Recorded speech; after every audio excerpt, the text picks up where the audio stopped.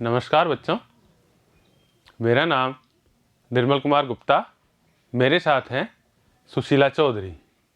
बच्चों, आज के वीडियो में हम कक्षा 12 की हिंदी विषय की पाठ्य पुस्तक आरोह के गद्य खंड के अध्याय 16 का भाग 1 पढ़ेंगे।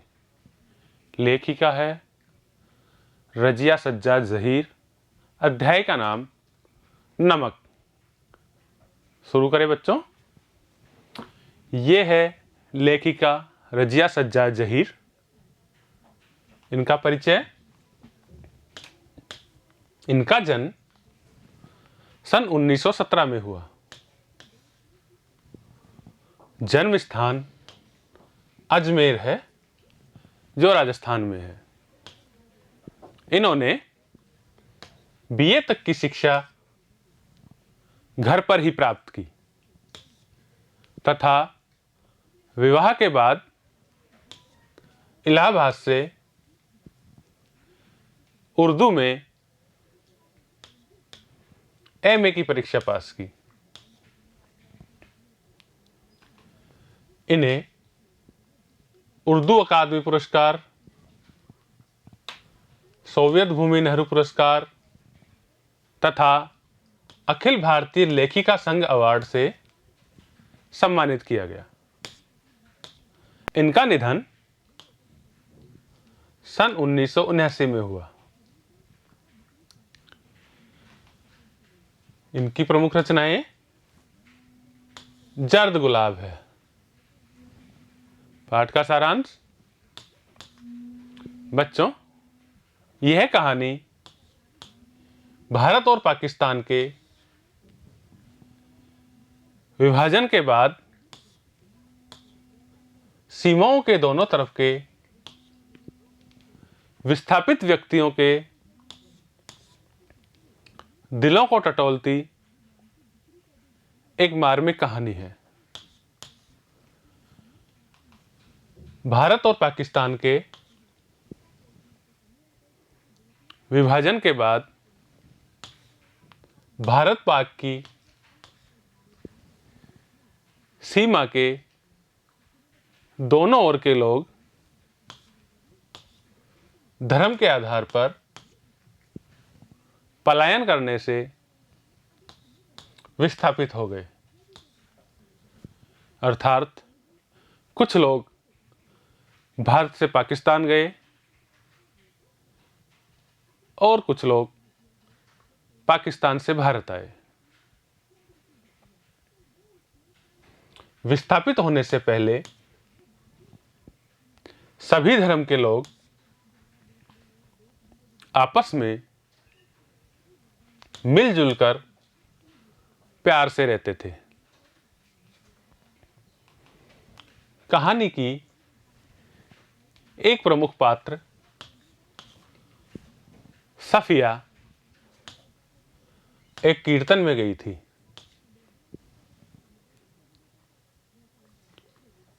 वहां उन्होंने एक सिख बीबी को देखकर पाया कि वह बिल्कुल उसकी मां जैसी लगती है। वह उन्हें अपनी मां का स्मरण करते हुए देखने लगी। तो उन्होंने भी अपनी बहू से सफिया के बारे में पूछा।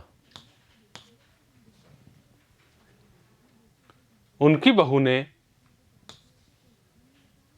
बताया कि वह एक मुसलमान महिला है तथा कल अपने भाइयों से मिलने लाहौर जा रही है। सिख बीबी का जन्म भी लाहौर में हुआ था। तथा वह अभी भी लाहौर को ही अपना देश मानती थी। उसे सफिया के प्रति अपनत्व महसूस हुआ और सफिया से बातचीत करते हुए उपहार के रूप में लाहौर का नमक लाने की इच्छा व्यक्त की। लाहौर में सफिया अपने सभी भाइयों, दोस्तों और जानकारों से मिली। उसने वहां 15 दिन व्यतीत किए। उनके प्यार और स्नेह में 15 दिनों की समाप्ति का उसे पता ही नहीं चला, परंतु वह शिख बीबी के द्वारा व्यक्त की गई नमक की इच्छा को नहीं भूल सकी। इस बारे में सफिया ने अपने भाई से पूछा, जो पुलिस में था। भाई ने साफ समझा दिया कि कानूनन नमक को सीमा के पार नहीं ले जाया जा सकता। वह नमक को चोरी छिपे नहीं ले जाना चाहती थी। सफिया ने अपना सामान सूटकेस और बिस्तर बंद में डाल लिया। सफिया के दोस्त ने उसे कीनू की एक टोकरी दी थी। कीनू एक फल है जो संतरे और माल्टे को मिलाकर पैदा किया जाता है।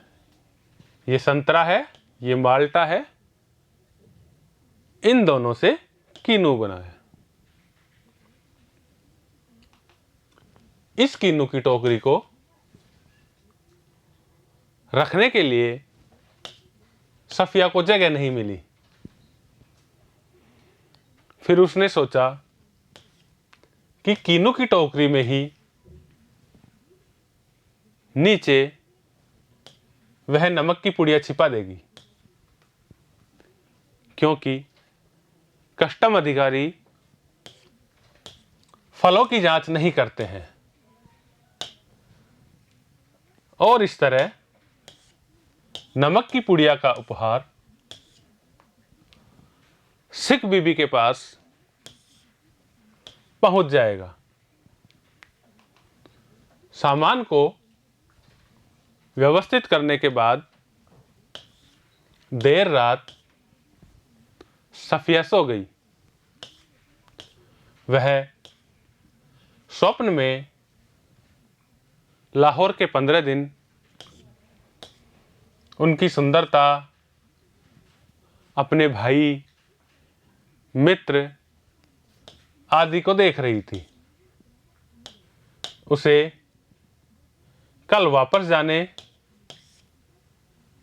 वह शायद दोबारा लाहौर कभी न आने की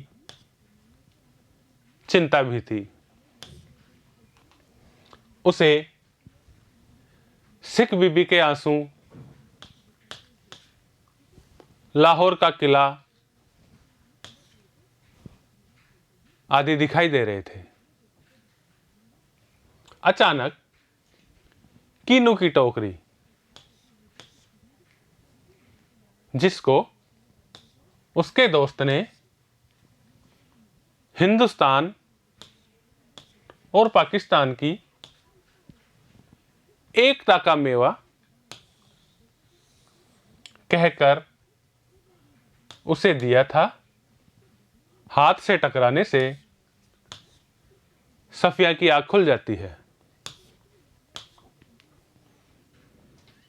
अर्थात वह जाग जाती है। उसने कीनू की टोकरी में सबसे नीचे नमक की पुड़िया रख दी। रेलगाड़ी में बैठने से पहले सफिया स्टेशन पर बैठी चाय पीती हुई कीनू की टोकरी में रखी नमक की पुड़िया को देख रही थी। उसने सोचा कि वह यह उपहार छुपाकर नहीं ले जाएगी। अतः उसने अपनी समस्या कस्टम अधिकारी को बताकर नमक की पुड़िया मेज पर रख दी। सारी कहानी सुनने के बाद कस्टम अधिकारी ने यह बताते हुए कि वह दिल्ली का रहने वाला है, नमक की पुड़िया उसके बैग में रख दी और कहा कि मोहब्बत तो कस्टम अधिकारी से इस तरह निकल जाती है कि कानून को इसका पता ही नहीं चलता। अंत में कस्टम अधिकारी ने कहा कि उस महिला को उपहार देते हुए कहना कि लाहौर अभी भी उनका देश और दिल्ली अभी भी मेरा देश है। अर्थात हम सब एक हैं। भारतीय सीमा पर सामानों की जांच की जाने लगी। सफिया ने वहां के कस्टम अधिकारी को इस विषय में बताया। तब अधिकारी ने पुड़िया वापस देते हुए बताया कि वह ढाका से है।